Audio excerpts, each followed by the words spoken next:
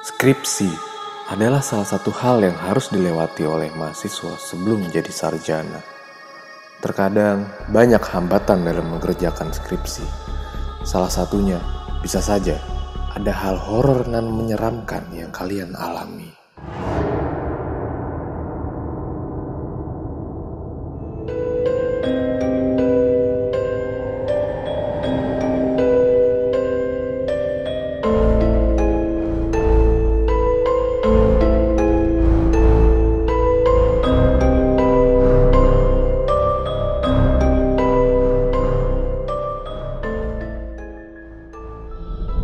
Kembali lagi bersama gua Fajar Aditya. Kali ini di Om Mamat Season 2.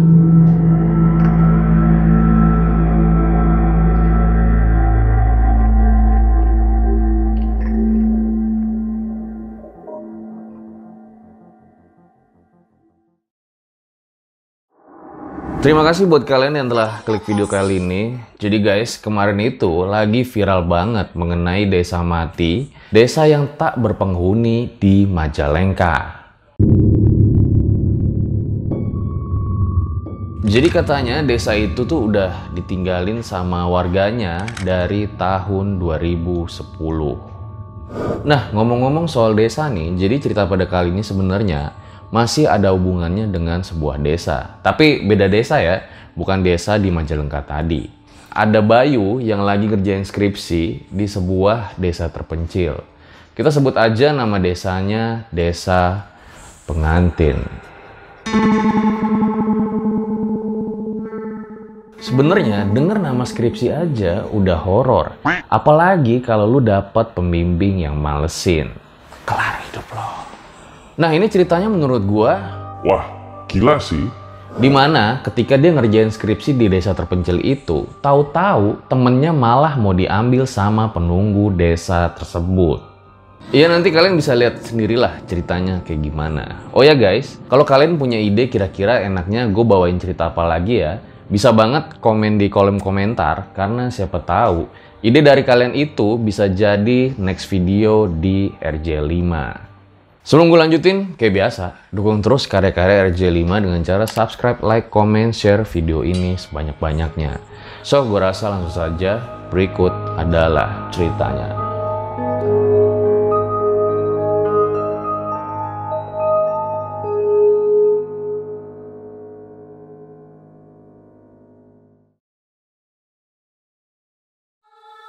Skripsi adalah salah satu hal yang harus dilewati oleh mahasiswa sebelum menjadi sarjana. Terkadang banyak hambatan dalam mengerjakan skripsi. Salah satunya bisa saja ada hal horor dan menyeramkan yang kalian alami. Ini adalah pengalaman Bayu di tahun 2011 saat lagi sibuk ngerjain skripsi. Di saat itu, dia lagi kuliah di salah satu universitas yang ada di Surabaya. Jadi emang Bayu ini udah punya rencana buat ngelakuin penelitian di sebuah desa yang cukup terpencil di daerah Jawa Timur. Di sana niatnya Bayu ini akan meneliti kesehatan lingkungan di desa terpencil tersebut. Karena emang Bayu ini jurusannya di bidang kesehatan masyarakat. Wah, anak FKM nih. Nah, karena jarak desa tersebut sama tempat tinggal Bayu di Surabaya itu rada jauh, ya mau nggak mau, dia harus rela pulang pergi dengan jarak yang jauh. Kalau kata Bayu, pantang pulang sebelum perang. Hingga suatu hari pas lagi kongko-kongko nih sama temen-temennya, si Bayu dapet ide yang bagus. Bay, daripada pulang pergi terus, gimana kalau gue sama Tony ikut juga nginep di desa itu? Sampai penelitian lu selesai. Ya, hitung-hitung perjalanan backpackeran lah. Karena emang dari kemarin kan mau backpackeran nggak jadi-jadi. Nah, gas lah. Asik kayaknya nginep di desa itu. Tapi kalau bisa abis penelitian lo selesai, sebelum balik ke Surabaya, kita camping dulu di bukit deket desa itu. Wah, saik juga kayaknya nih. Tapi si Bayu sempat mikir lagi, emang ada ya penginapan di desa itu? Karena emang letak posisi desa yang cukup terpencil. Singkat cerita, sehari sebelum penelitian, berangkatlah tuh si Bayu, Agil, sama Tony ke desa tersebut. Kita sebut aja lah dengan nama Desa Pengantin. Setelah beberapa jam di perjalanan, akhirnya Bayu sama yang lain sampai juga di desa itu. Dan langsung niatnya mau ke rumah Pak Kades buat ngurus izin. Sampailah tuh Bayu di rumah Pak Kades. Tapi suasana pada saat itu lagi rame banget. Banyak yang nongkrong-nongkrong di depan rumah. Bayu tadinya sempet segen karena emang kan rame banget kondisinya. Tapi ternyata mereka malah disambut dengan baik dan ramah oleh Pak Kades beserta warga yang lain. Di situ Bayu juga bercerita kalau dia akan melakukan penelitian di desa ini sambil dia bertanya mengenai penginapan. Wah mas, kalau penginapan khusus di desa Pengantin ini ya tidak ada. Maaf, mohon izin Pak Kades. Pakai rumah saya saja untuk tinggal sementara adik-adik ini. Berhasillah rencana mereka bertiga. Untungnya ada Pak Usman yang bersedia rumahnya dijadikan tempat tinggal mereka. Saat itu juga mereka langsung diantar oleh Pak Usman buat lihat-lihat keadaan rumahnya. Saat sampai di depan rumah Pak Usman, bukannya mereka lihat detail rumahnya, tapi ada satu hal yang sangat sulit dilupain sama Agil dan juga Tony, yaitu mereka ngelihat ada bunga desa cantik banget di depan rumah Pak Usman.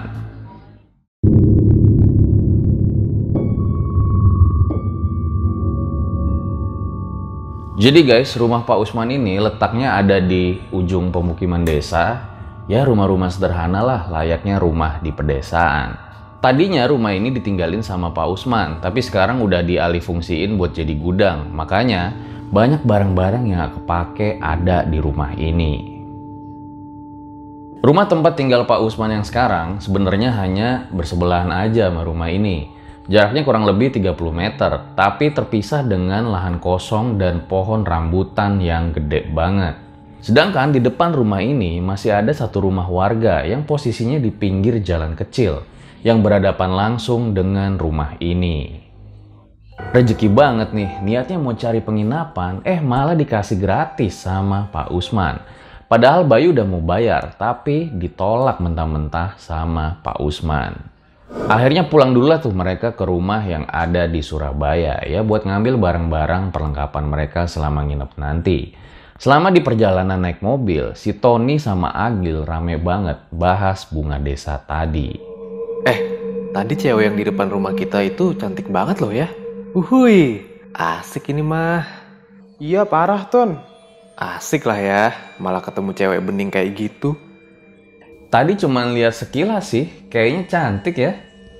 Singkat cerita, besokannya tuh udah pada siap bawa perlengkapan masing-masing untuk beberapa hari penelitian. Termasuk tenda juga mereka bawa karena emang kan rencananya pada mau camping. Akhirnya sampailah tuh mereka di rumah kemarin. Pas masih di depan rumah, si Bayu ngeliat, loh kok cewek yang kemarin masih duduk dengan posisi yang sama di depan rumahnya. Lah ngapain nih cewek, kok duduk di sini lagi ya?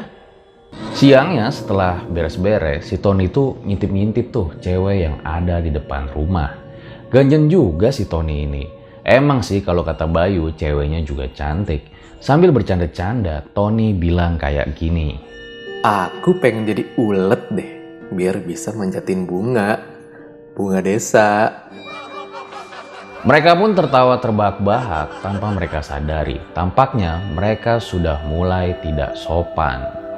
Gak lama, masih di siang hari itu juga, si Bayu keluar nih jalan kaki sendiri. Ya pengen lihat-lihat keadaan desa lah. Sekalian pengen ngelapor juga ke Pak Kades mengenai penelitiannya. Sorenya pas Bayu balik ke rumah, anehnya lagi-lagi dia lihat cewek itu lagi duduk dengan posisi yang sama di depan rumah seperti tadi dan kemarin. Tapi yang bikin Bayu makin aneh adalah kalau muka dari cewek itu berubah. Sekarang lebih mirip kayak ibu-ibu, nggak secantik dan semuda kayak tadi dan kemarin yang dia lihat. Lah kok berubah ya muka nih cewek? Gak mau mikir yang aneh-aneh dulu, disapalah cewek itu sama Bayu. Hai mbak. Tapi cewek itu cuma ngeliat ke arah si Bayu aja, dia gak bales sapaan Bayu. Tapi di sini Bayu mulai merasakan ada yang aneh dengan wanita tersebut.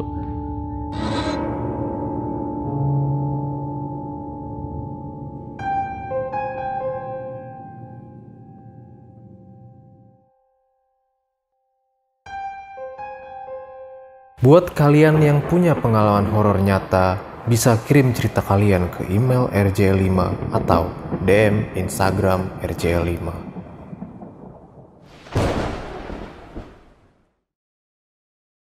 Pas udah di rumah, si Bayu masih kepikiran tuh sama cewek yang tadi. Kalau dari deket, gak cantik tuh cewek. Pas lagi santai, ngopi-ngopi, ngerokok-ngerokok, nanyalah tuh Bayu sama temen-temennya. Mbak-mbak di depan dilihat dari deket kok kayak ibu-ibu ya?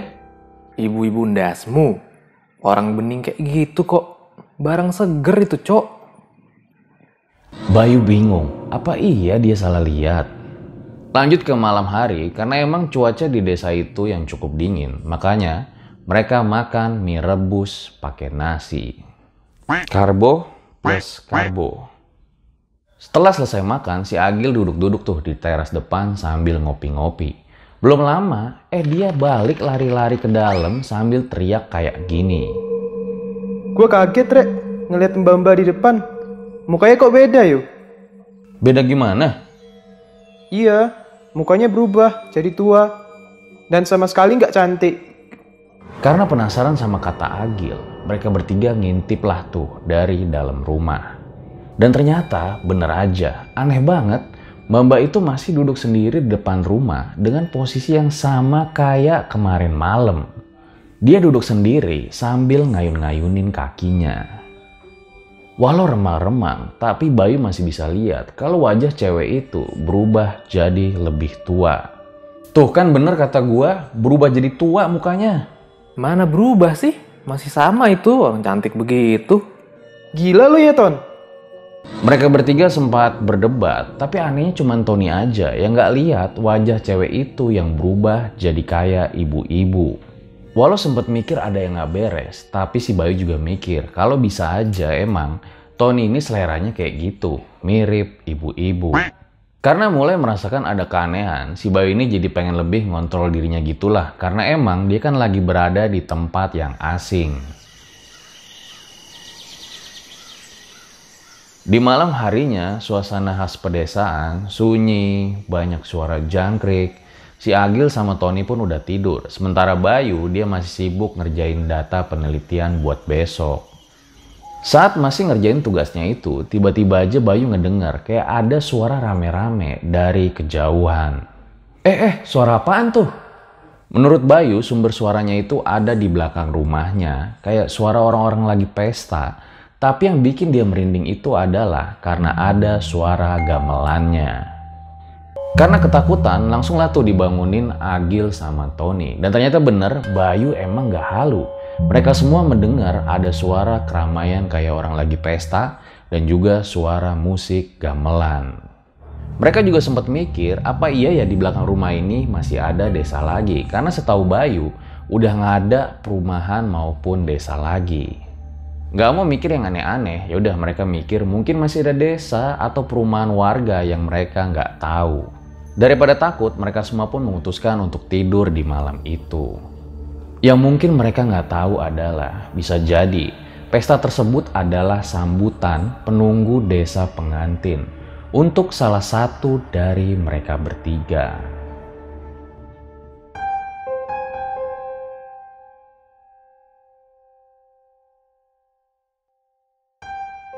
Kita lanjut ke hari kedua, jadi Bayu lakuin penelitiannya lagi di hari ini. Tapi anehnya, ketika dia lagi keluar rumah, dia lihat mbak-mbak itu masih duduk dengan posisi yang sama. Sekarang Bayu bisa ngeliat muka mbak-mbak itu dengan cukup jelas, di mana mukanya jadi berubah makin tua, mirip kayak nenek-nenek berkeriput. Bayu yang ketakutan langsung jalan tuh buru-buru, nggak berani negor itu cewek. Dan di dalam perjalanan dia mikir, kenapa ya muka itu cewek berubah jadi semakin tua? Siangnya setelah selesai penelitian, Bayu langsung pulang ke rumahnya tuh. Dan lagi-lagi dia ngeliat ada mbak-mbak itu duduk di depan rumah dengan posisi yang sama. Wah, udah gila kali ini ya. Langsung lah tuh Bayu buru-buru masuk ke dalam rumah. Dan dia langsung ceritain tuh apa yang dialamin sama Agil dan juga Tony. Ternyata Agil juga ngeliat kalau mbak-mbak itu sekarang mukanya berubah jadi kayak nenek-nenek yang menyeramkan. Tapi anehnya di sini, Tony masih bersikeras kalau dia nggak ngeliat wajah perempuan itu kayak nenek-nenek, melainkan masih seperti cantik di hari pertama. Bayu yang ngalamin gejala-gejala aneh ini rencananya langsung pengen ngelapor ke Pak Usman tentang mbak-mbak itu. Langsunglah tuh si Bayu jalan ke rumah Pak Usman.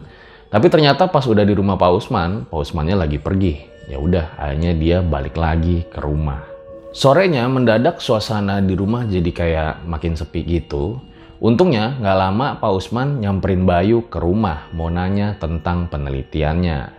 Iya biasalah, Bayu basa-basi dulu nih nanya-nanya tentang desa, penelitian, hingga akhirnya dia nanya tentang mbak-mbak yang ada di depan. Rumah di depan itu rumah siapa ya, Pak? Oh, rumah itu kosong. Kamu jangan lihat ke sana, cuek aja. Reaksi dari Pak Usman yang cuman gitu doang, akhirnya buat Bayu males nanya-nanya lagi. Tapi di sini Bayu semakin yakin kalau kayaknya mbak-mbak itu bukan manusia. Ditambah lagi kalau kata Pak Usman, rumah yang di depan itu kan tadi katanya kosong. Sedangkan kalau malam hari itu ada lampu remang-remang. Si Bayu ini mikir, lah siapa yang naruh lampu itu di rumah kosong tersebut tiap malam? Sore itu Bayu yang penasaran coba ngintip lagi tuh mbak-mbak yang ada di depan. Dan ternyata benar, mbak-mbak itu masih duduk dengan posisi yang sama. Malamnya sikap Tony udah mulai kayak orang gila. Dia terus muji-muji kecantikan mbak-mbak yang ada di depan.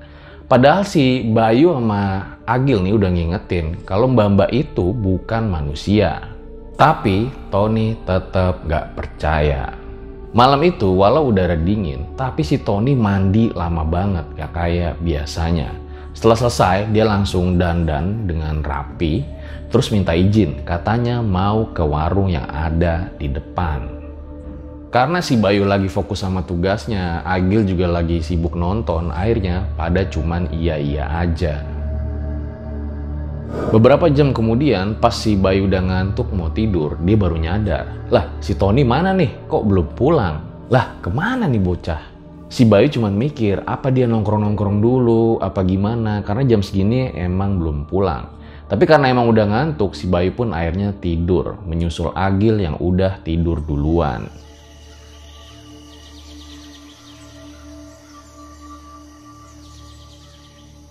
Gil, Bay, bangun Bay. Woi, bangun semua. Pas subuh, tiba-tiba si Tony ini bangunin Bayu sama Agil. Maksa bener lah intinya. Di situ ternyata dia baru pulang. Mukanya senyum-senyum kayak om-om lagi seneng. Tapi di situ dia cerita kayak gini. Lo tahu nggak pada? Gua abis tidur sama mbak-mbak yang di depan. Itu cewek cantik banget loh, sumpah. Di sini Bayu tuh mikir udah bener-bener takut ya kalau sampai terjadi apa-apa sama si Tony. Karena dia tahu kalau mbak-mbak itu bukan manusia. Apalagi kalau kalian semua nih bisa ngelihat mukanya pada saat itu. Bener-bener menyeramkan.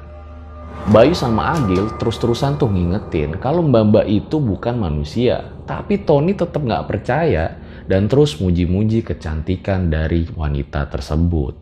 Bahkan sekarang si Tony kayaknya udah di tahap paling akut anehnya. Dimana dia bilang kalau dia pengen nikah sama wanita yang ada di depan itu.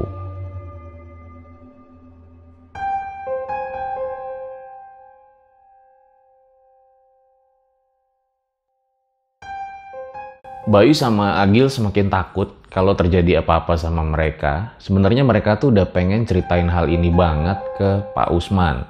Tapi mereka masih bingung, ragu-ragu mau ngelapor karena emang si Tony udah begituan. Takutnya warga jadi marah sama mereka karena udah nggak sopan di desa orang. Siangnya saat Bayu pulang penelitian, lagi-lagi tuh dia lihat ada mbak-mbak itu di depan rumah dengan posisi yang sama. Kali ini gimana ya bilangnya ya, mukanya itu semakin gak enak buat dilihat. Langsunglah Bayu lari masuk ke dalam rumah. Sampai di rumah, si Tony udah bener-bener 11-12 kayak orang gila. Dia meluk-melukin bantal sambil ngira kalau bantal itu adalah Mbak-mbak yang di depan, sambil terus-terusan manggil namanya. Karena udah pada kesel banget sama kelakuan si Tony ya, jadi yang lain tuh udahlah diemin aja, orang gila. Nah, pas lagi makan siang, si Tony yang tadinya berisik banget tuh tiba-tiba jadi diem. Di sini si Agil mengira kalau Tony itu tidur karena emang dari subuh belum tidur. Disinilah tragedi itu mulai terjadi. Sampai malam hari, si Tony ternyata masih nggak bangun-bangun dari tidurnya. Cobalah tuh dibangunin sama Agil dan juga Bayu. Ton, bangun. Akhirnya mereka baru tahulah kalau si Tony bukan tidur, melainkan pingsan. Paniklah tuh semuanya, langsung mereka pergi ke rumah Pak Usman buat ceritain ini. Pak Usman yang mendengarnya langsung juga jadi panik. Langsung dia balik ke rumah pengen ngeliat keadaan Tony. Pas Pak Usman udah sampai, dia bilang kayak gini. Dek, ini kayaknya Rosi Tony lagi dibawa sama sosok yang di depan. Saat itu juga Pak Usman langsung minta bantuan ke Pak Kades, yang dimana akhirnya keadaan rumah di malam itu jadi makin rame. Karena emang ada beberapa warga juga yang pengen lihat keadaan Tony yang udah terbaring. Di sini kebetulan ada salah satu warga desa ya, kelihatannya orang yang paling dipercaya pada saat itu. Dia kayak baca-baca doa gitu agar si Tony dapat selamat. Saat lagi dilakukan ritual itu, tiba-tiba Pak Usman manggil Bayu sama Agil buat keluar rumah. Dek, jangan ngabarin orang tuanya Tony dulu ya, atau siapapun orang di luar desa. Apa yang kita alami hari ini jangan diceritakan. Karena emang warga lagi mau mengusahakan untuk mengembalikan Tony. Jadi kan tadi ada salah satu warga desa yang lagi baca-baca doa, lakuin ritual ya. Nah untuk selanjutnya kita sebut aja ini Pak Yazid. Jadi pada saat itu tiba-tiba aja Pak Yazid keluar jalan sendiri, masuk ke rumah mbak-mbak itu. Warga yang tadinya pengen ikut masuk nggak dibolehin sama dia. Jadi Pak Yazid ini bener-bener masuk sendirian ke dalam rumah itu. Pas Bayu keluar, anehnya juga, dia nggak ngeliat ada mbak-mbak yang biasanya duduk di depan rumah itu. Cukup lama ya Pak Yazid ada di dalam rumah mbak-mbak itu sendirian. Kira-kira sekitar setengah jam lah baru dia keluar. Pas keluar, mukanya itu kelihatan kayak pucet sama kayak orang yang lemes gitu. Dan nggak lama setelah enakan, dia pun bilang kayak gini. Tony dibawa sosok sebangsa jin yang menyerupai wanita. Jin ini emang dikenal dengan jin yang haus akan pernikahan. Tony udah ada di alam mereka. Sosok itu suka dengan Tony. Terus caranya bagaimana Pak Yazid? Tony cuma bisa balik hanya dengan panggilan hatinya. Dia bisa balik kalau dia emang niat mau balik.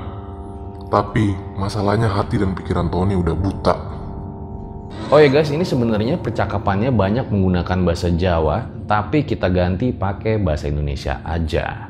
Bayu sama Agil cuman diem aja tuh dengerin omongan dari Pak Yazid. Mereka ngerasa kayaknya si Tony udah nggak bisa balik lagi.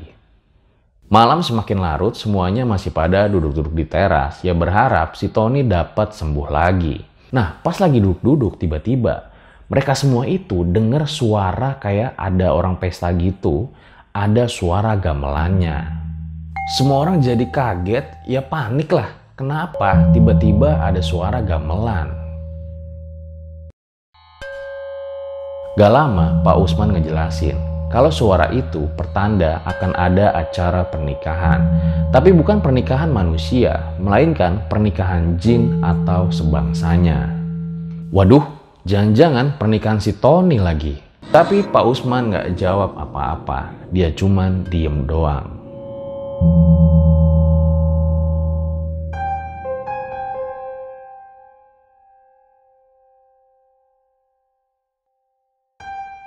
Karena udah makin malam, jadi warga pada bubar lah tuh saat itu. Nah sebelum balik nih, Pak Yazid sempat nitip pesan sama Bayu sama Agil. Siapa tahu atas izin yang maha kuasa, Tony bisa pulang. Jadi pintu depan rumah jangan ditutup ya. Kalau pintunya tertutup, rohnya nggak akan bisa masuk dan balik ke tubuhnya. Terus kalau kalian dengar atau lihat sesuatu di depan rumah, jangan terpancing. Lah, emangnya roh nggak bisa nembus pintu ya? Tapi ya udahlah, di situ si Bayu mikir ikutin aja omongan Pak Yazid karena yang penting kan si Tony bisa balik lagi. Malamnya bener-bener jadi malam yang mencekam buat Bayu sama Agil karena memang apa yang mereka alami belakangan ini ditambah lagi dengan suasana yang emang sangat sepi.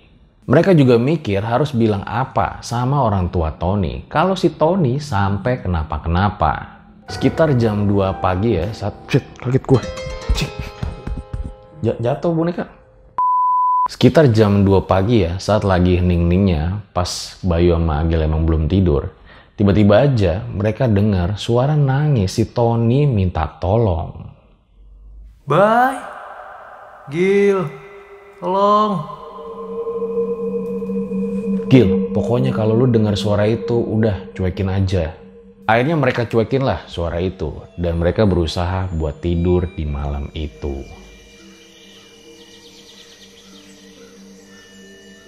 Paginya, Pak Yazid, Pak Usman, Pak Kades kembali datang. Rencananya, Tony mau diruqyah hari ini. Sampai sore ya, proses ruqyah itu berlangsung dan bener-bener si Bayu juga udah gak kepikiran sama penelitiannya lagi. Pas proses ruqyah udah selesai, gue lihat Pak Yazid bisikin sesuatu ke kuping Tony. Nah Tony, kamu harus pulang. Gue lihat juga Pak Yazid itu bisikin nama bapak sama ibunya Tony.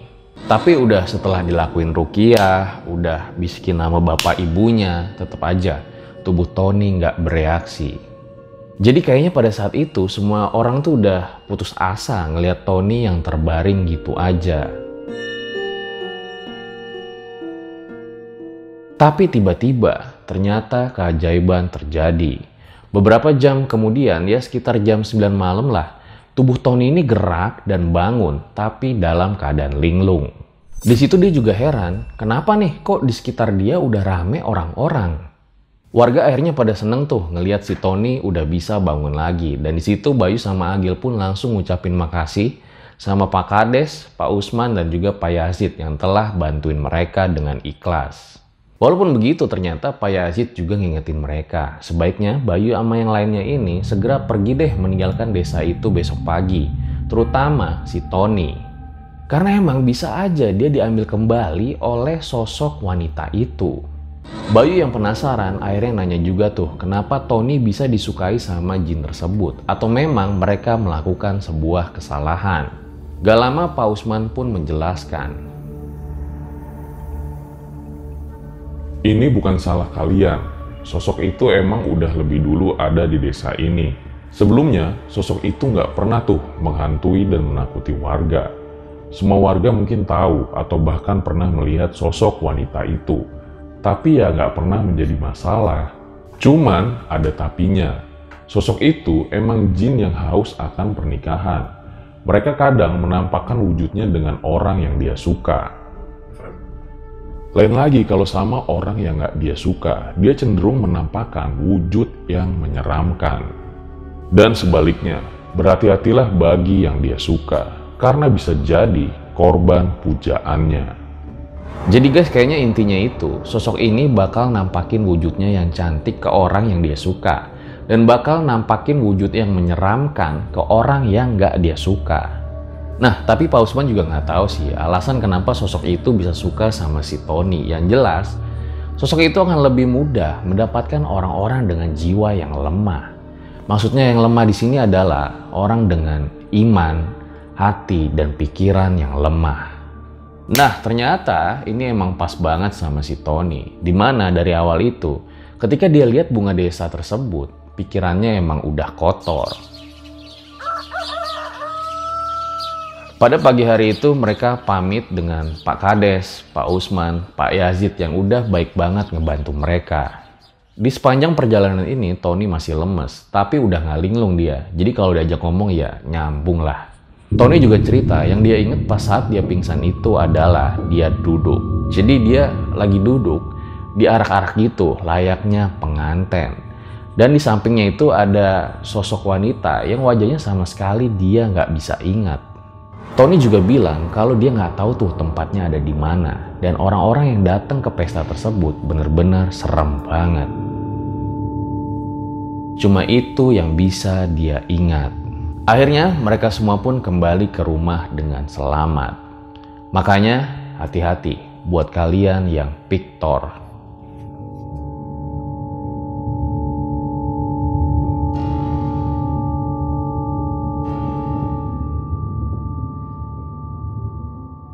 Itu dia guys, sebuah cerita pengalaman yang ditulis oleh Payung Hitam, cerita horor Bayu saat lagi ngerjain skripsi. Tapi di sini sebenarnya gue masih penasaran ya, si Bayu itu lanjutin ngerjain skripsi di desa pengantin atau ganti objek penelitiannya. Gue rasa cukup demikian episode pada kali ini. Terima kasih buat Payung Hitam yang telah mengizinkan RJ5 membacakan kisah ini. Ambil baiknya, buang buruknya. Dengan adanya cerita-cerita seperti ini, jangan malah menjadikan kalian takut. Akan tetapi kalian harus semakin yakin dan percaya dengan kebesarannya. Gue Fajar Aditya, RJ5 undur diri. Ciao.